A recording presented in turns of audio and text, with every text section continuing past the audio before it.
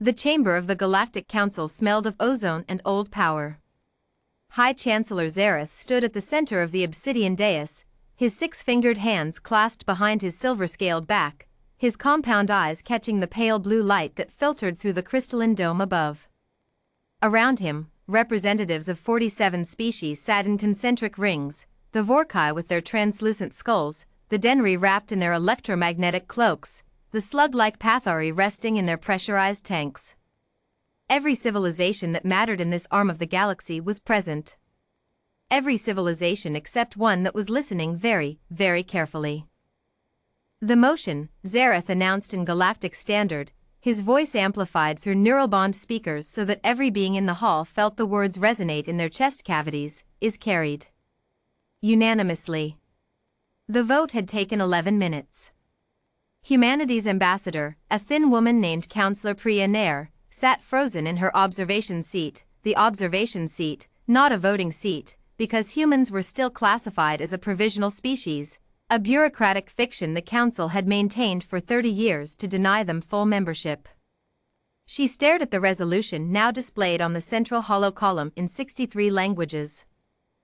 In English it read, "By order of the Galactic Council, all human military vessels are hereby to be impounded, disassembled, or surrendered to Council authority within 90 standard days.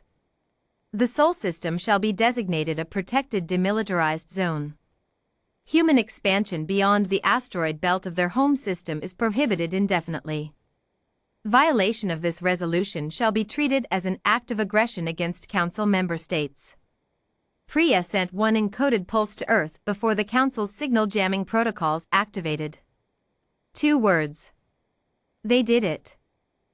Admiral Darian Voss received the message aboard the UES Thermopylae, a carrier-class vessel currently parked at the Lagrange point between Earth and its moon, surrounded by the silent bulk of 17 other warships.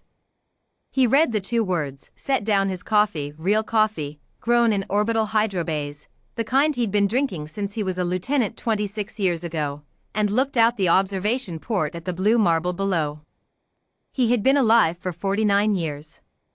In that time, he had watched humanity beg the Galactic Council for membership.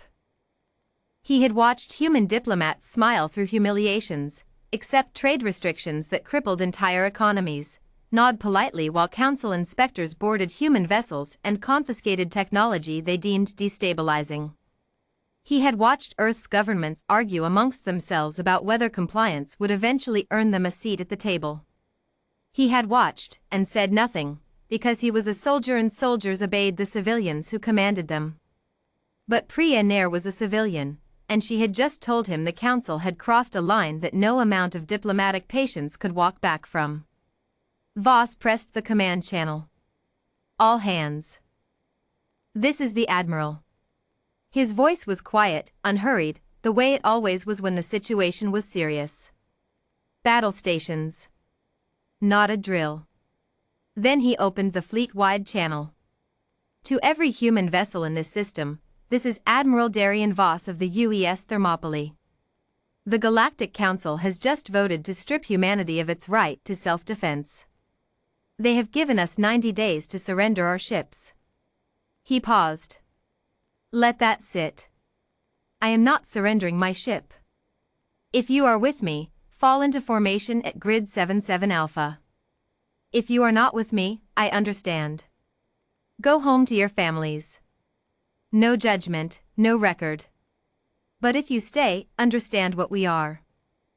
Understand what we are choosing." He closed the channel and waited. Within 4 minutes, all 17 vessels had moved to Grid 77 Alpha. High Chancellor Zareth received the first report 6 hours later. He had expected human compliance, perhaps tearful protests, perhaps political theater in their primitive media networks, perhaps a strongly worded communiqué from their so-called United Nations. What he had not expected was the data stream now scrolling across his private terminal. 14 human shipyards had gone dark to Council sensors, not destroyed, not abandoned, dark. Their power signatures had simply vanished, as if the yards had learned to breathe without heat. 63 human vessels that should have been in monitored transit lanes had dropped off tracking entirely. 3 Council observation stations near the asteroid belt had gone silent.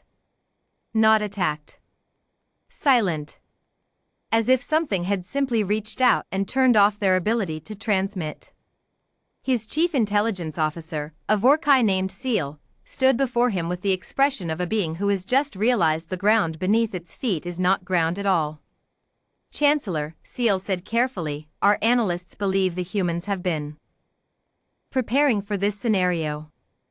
Zareth stared at the terminal. For how long? Seal's translucent skull flushed a deep violet, the Vorkai equivalent of deep discomfort. Our best estimate is, approximately 30 years. The silence in the room lasted a long time. 30 years. The entire duration of humanity's provisional membership. Every negotiation, every concession, every smiled through humiliation, and behind it all, a civilization quietly learning every vulnerability in Council infrastructure, quietly building ships the Council's sensors couldn't see, quietly waiting for the moment when peace was no longer worth keeping. They were never asking for our approval, Zareth said slowly, as if hearing the truth for the first time. They were buying time. Admiral Voss did not attack the Council. That was the thing that frightened Zareth most, in the weeks that followed. Voss simply moved. His fleet, now numbering not 18 ships but 240, assembled from hidden berths scattered across the outer system, established a defensive perimeter around Sol that no Council vessel could approach without receiving a calm, professional hail explaining that they were entering sovereign human space and should turn back. No threats. No posturing. Just a wall of ships that had not existed yesterday, crewed by humans who had apparently been training for this moment in secret for a generation. The Council's military advisors ran projections. They came back grim. Humanity had spent 30 years studying every species the Council had ever brought to heel. They had catalogued every weapon, every tactic, every strategic choke point in this arm of the galaxy. They had built ships specifically designed to counter Council fleet doctrines. They had developed communication systems the Council couldn't jam and stealth technology the Council couldn't detect using methods they still didn't fully understand. And they had done all of it while smiling across negotiating tables and asking politely for a vote. Councillor Priya Nair, no longer in an observation seat, now speaking from Earth via encrypted channel, delivered humanity's position in 11 sentences. Humanity was withdrawing from provisional membership. Humanity recognized no Council authority over its territory, its vessels, or its people. Humanity was prepared to defend itself against any enforcement action and had identified, in detail, the critical infrastructure vulnerabilities of every Council member state, which it had no intention of exploiting unless provoked. Humanity was open to a new relationship, one between equals, should the Council wish to renegotiate from scratch. She paused before the last sentence. We have been patient, Priya said. We have been reasonable. We have been willing. You mistook that for weakness. We want you to understand, it was a choice. And now we have made a different one.